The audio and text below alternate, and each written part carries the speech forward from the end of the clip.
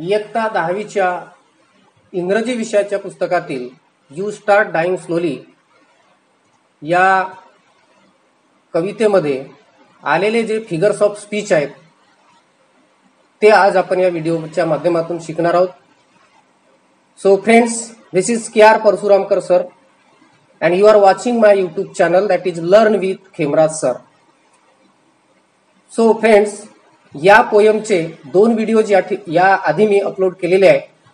पहिल्या व्हिडिओमध्ये या पोयमचं मराठी भाषांतर आणि दुसऱ्या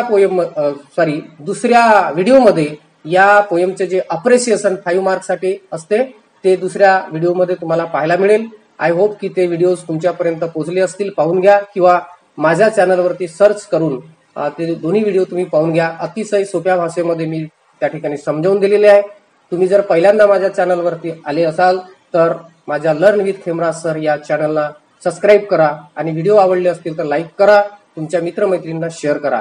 मी या ठिकाणी प्रामुख्याने तुम्हाला सांगू इच्छितो की जे फिगर्स ऑफ स्पीच मी या व्हिडिओच्या माध्यमातून तुम्हाला शिकवत आहे हे फक्त तुमच्या 10वी पुरते मर्यादित नसून पुढे 11वीला 12वीला आणि त्याही पुढे ग्रॅज्युएशन लेवलच्या तुम्ही पुढे अभ्यास कराल ग्रॅज्युएशनला तर त्या ठिकाणी फिगर ऑफ स्पीचचा प्रश्न हा निश्चितच आलेला असतो. आणि जर आजच तुम्ही फिगर ऑफ स्पीच ओळखायला शिकलेत म्हणजे बघा की तुम्ही कुठल्याही गाईडमध्ये पाहाल तर त्या ठिकाणी लाईनच्या खाली फिगर ऑफ स्पीचचं नाव लिहिलेलं असते, परंतु ते फिगर ऑफ स्पीच त्या लाईनमध्ये का आलं, कसं आलं, काय असेल तर हा फिगर ऑफ स्पीच निर्माण होतो हे ओळखणं गरजेचं आहे. आणि हे एकदा का तुम्ही ओळखायला शिकलात तर पुढे चालून कधीही तुम्हाला फिगर ऑफ स्पीचचा काही अभ्यास करावा लागणार नाही. डायरेक्ट ती लाईन तुम्ही पाहिली की तुम्हाला कळेल की या ठिकाणी अमुक फिगर ऑफ स्पीच आलेला आहे.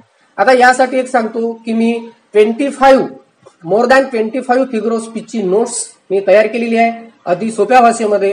तुम्हाला जर पाहिजे असेल तर तुम्ही माझ्या व्हॉट्सअप नंबरवरती तुम्ही मला कॉन्टॅक्ट करू शकता. हा माझा नंबर आहे.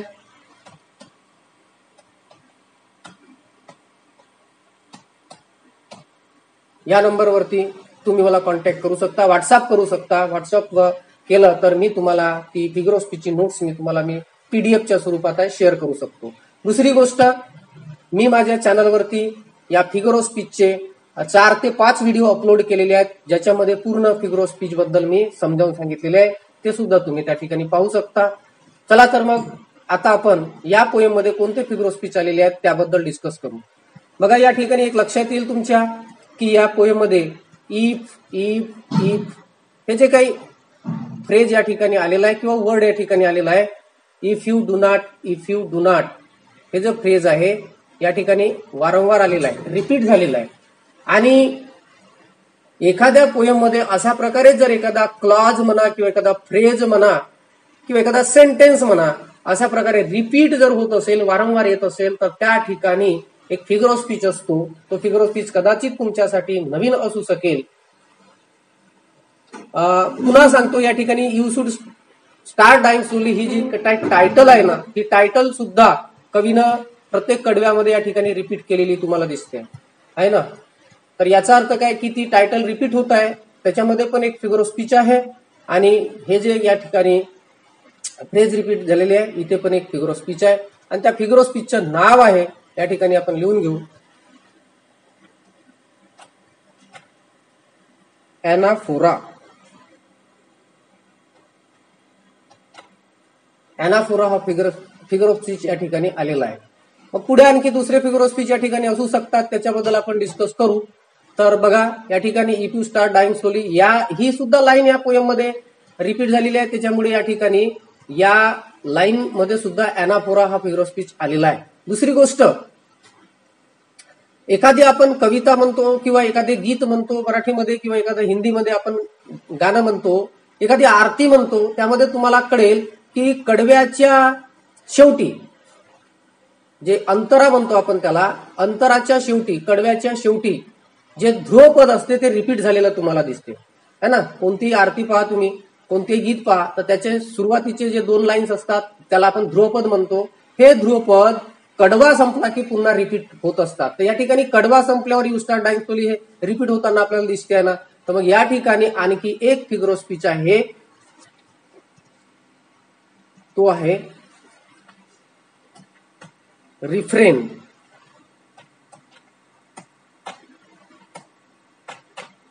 रिफ्रेन रिफ्रेन म्हणजे जसं ध्रुवपद म्हणतो ना आपण त्याप्रमाणे.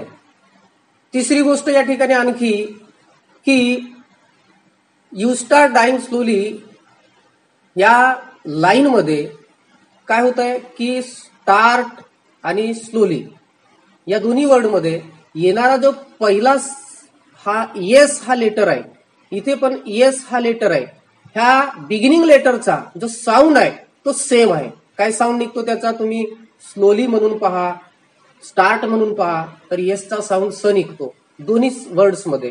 तर मग जर साऊंड रिपीट होत असेल, सेम बिगिनिंग साऊंड रिपीट होत असेल, तर तिथे फिगर ऑफ स्पीच काय असतो, आपण या आधीच्या पण पोयमच्या फिगर ऑफ स्पीचच्या व्हिडिओमध्ये आपण शिकलेलो आहे, तुमच्या जर लक्षात असेल तर. त्या ठिकाणी अलिटरेशन हा फिगर ऑफ स्पीच असतो. अलिटरेशन हा फिगर ऑफ स्पीच या ठिकाणी आलेला आहे. आणि जिथे जिथे या ठिकाणी तुम्हाला यू स्टार्ट डाईंग स्लोली दिसते त्या ठिकाणी अलिटरेशन हा फिगर ऑफ स्पीच लिहायचा आहे तुम्हाला. बघा या ठिकाणी इथे पण आहे, इथे पण आहे आणि इथे पण आहे. तर जिथे जिथे आहे तिथे तिथे तेच लक्षात ठेवा की तिथे अलिटरेशन आलेलं आहे. आता पुढे आणखी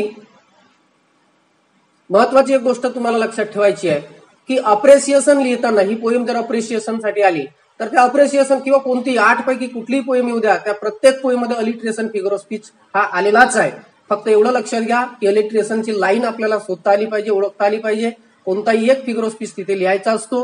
तर अलिटरेशनची स्पेलिंग पाठांतर करा, कारण बाकीचे अलग अलग वेगळे वेगळे आहेत.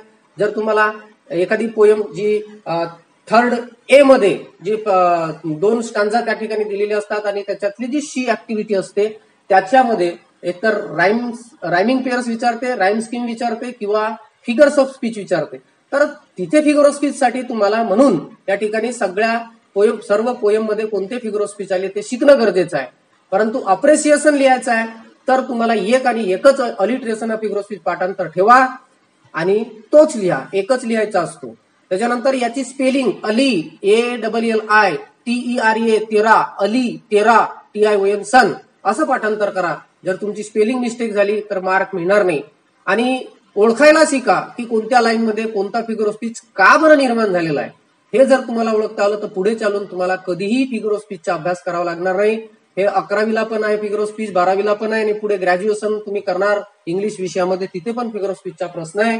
कुठे कुणी शिकवलं नाही शिकवलं तरी पण तुम्हाला फिगर ऑफ स्पीचची अडचण जाणार नाही असं मला वाटत आहे. कारण कुठल्याही गाईडमध्ये तुम्हाला लाईनच्या खाली फिगर ऑफ स्पीच लिहिलेला दिसेल, पण इथे अलिटरेशन आलाच का बरं हे तुम्हाला या ठिकाणी कळलं पाहिजे. एनाफोरा आलाच का बरं ते तुम्हाला कळलं पाहिजे आणि हे जर कळलं तर तुम्हाला ते इझी जाणार आहे असं मला वाटते.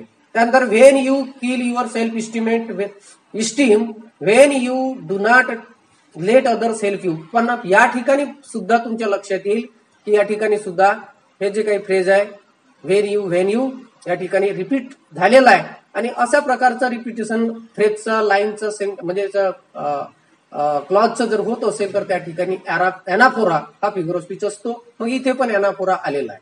आणि आता आपण पाहिलं की यू स्टार्ट डाईंग स्लोली या लाईन मध्ये अलिटरेशन आलेलं आहे. ठीक आहे, अलिटरेशन आलेलं आहे, इथे पण अलिटरेशन आहे. त्याच्यानंतर पुढच्या भाव आपण if you become a slave of your habits, इथे काही आपल्याला दिसत नाही पण एक दिसते की या ठिकाणी इफ आलेला आहे, इफ यू आहे ना. त्याच्यानंतर इथे if you do not, if you do not, you do not, हे सगळं इथे रिपीट आपल्याला या ठिकाणी दिसत आहे. आणि ते रिपीट दिसत आहे त्याचा अर्थ तुम्हाला लक्षात घ्यायचा आहे की त्या ठिकाणी एनाफोरा हा फिगर ऑफ स्पीच आहे. त्या ठिकाणी काय एनाफोरा हा फिगर ऑफ स्पीच त्या ठिकाणी आलेला आहे. इथे पण एनाफोरा फिगर ऑफ स्पीच आहे. ठीक आहे. त्याच्यानंतर यू स्टार्ट डाईंग स्लोली ही लाईन आहे आणि याच्यामध्ये कोणता फिगर ऑफ स्पीच आलेला आहे, अलिटरेशन आलेला आहे, ते आताच आपण पाहिलेलो आहे. त्याच्यानंतर if you avoid to feel passion and their turbulent emotions, या ठिकाणी आता हे जे आहे इथे पण तुम्ही एनाफोरा लिहू शकता. परंतु एक गोष्ट तुमच्या लक्षात आली असेल, देअर आणि ट्रबलंट या 2 वर्ड मध्ये सुरुवातीचा जो लेटर आहे इथे टी आलेला आहे आणि इथे पण टी आलेला आहे. मग आताच आपण इथे जसं पाहिलं इथे त्याप्रमाणे तुम्हाला असं वाटेल की या ठिकाणी टी आलेला आहे आणि इथे टी आलेला आहे, म्हणजे सेम त्या ठिकाणी लेटर बिगिनिंगला आलेला आहे. तर मग या ठिकाणी अलिटरेशन फिगर ऑफ स्पीच आहे असं तुम्हाला वाटू शकते, बट नाही, दॅट इज रॉंग. बघा या ठिकाणी टी साऊंड म्हणजे टी लेटर रिपीट झालाय, पण दोघांचाही साऊंड हा डिफरंट आहे. इथे तुम्ही देअर म्हणून पहा, देअर म्हटलं की त्या ठिकाणी टीचा साऊंड द येतोय, आणि हा जेव्हा आपण टर्ब्युलंट म्हणतो तेव्हा त्या ठिकाणी टीचा साऊंड ट आलेला आहे. मग दोन्ही साऊंड जे आहेत हे डिफरंट आहेत, आणि डिफरंट ध्वनी असेल, डिफरंट साऊंड असेल तर तिथे अलिट्रेशन होत नाही, हे लक्षात ठेवा. अशा प्रकारची मिस्टेक होऊ द्यायची नाही. त्यानंतर पुढे those which make your eyes glisten and your heart beat fast you start dying slowly. या लाईन मध्ये तर मी आता सांगितलंय तुम्हाला, रिफ्रेन पण आहे आणि अलिट्रेशन सुद्धा आहे. ठीक आहे, आणि हीच लाईन वारंवार येत आहे, त्याच्यामुळे तुम्ही अनापुरा पण लिहू शकाल. पण दोन लक्षात ठेवा या ठिकाणी, रिफ्रेन आणि अलिट्रेशन. हे जे आता मी या ठिकाणी रिफ्रेन लिहून दिलेला आहे आणि अलिट्रेशन, इथे पण रिफ्रेन आहे आणि अलिट्रेशन आहे. ठीक आहे, त्याच्यानंतर if you do not change your life, हा फ्रेज या ठिकाणी पहा रिपीट आहे. You are not satisfied, if you do not risk, if you do not. तर मग हे असं असेल तर त्या ठिकाणी एनाफोरा आहे. काय आहे? एनाफोरा. एनाफोरा. ठीक आहे, लिहून घ्यायचं, वर लिहिलं होतं आपण. हे बघा, हे आहे एनाफोरा त्या ठिकाणी. मग पुढे जाऊ आपण. If you do not allow yourself at least once your lifetime and turn run away from sensible advice. हा, इथे सुद्धा तुमच्या लक्षात आलं असेल पहा, अवे आणि ऍडवाइस या दोन्ही वर्ड मध्ये तुमच्या लक्षात आलं असेल की इथे बिगिनिंग लेटर ए आलेला आहे, इथे बिगिनिंग लेटर ए आलेला आहे. निश्चितच तुम्ही म्हणाल या ठिकाणी अलिट्रेशन आलेला आहे. आला का अलिट्रेशन? विचारा स्वतःला, करा विचार. मी जे आता सांगितलंय त्याच्यानुसार आलाय का अलिट्रेशन? आलाय का? नाही ना? नाही. हा, का बरं नाही? कारण या ठिकाणी अवे हा वर्ड वाचल्यानंतर इथे हा जो ए आहे याचा साऊंड निघतो अ, अवे. ठीक आहे, अवे. आणि ऍडवाइस जेव्हा आपण वाचतो तेव्हा याचा साऊंड निघतो ऍ. मग दोघांमध्ये फरक आहे की नाही?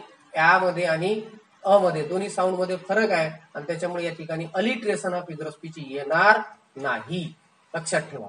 तर प्रामुख्याने या ठिकाणी 2-3 फिगर ऑफ स्पीच आपण या ठिकाणी पाहिलेला आहे. अशा प्रकारे तुम्हाला फिगर ऑफ स्पीच समजलं असेल. I hope you might have understood. विद्यार्थी मित्रांनो, माझ्या चॅनलवर तुम्ही पहिल्यांदा आले असाल तर लाईक करा, सबस्क्राईब करा, आणि व्हिडिओ दुसऱ्यांपर्यंत जाऊ द्या. तुम्ही शिकाल तसेच इतरांना शिकू द्या. Okay, thank you very much. भेटूया पुन्हा अशाच नवीन व्हिडिओमध्ये. तोपर्यंत नमस्कार. हा माझा व्हॉट्सअप नंबर आहे. तुम्हाला काही मटेरियल पाहिजे असेल तर मला तुम्ही व्हॉट्सअप करू शकता. Thank you very much.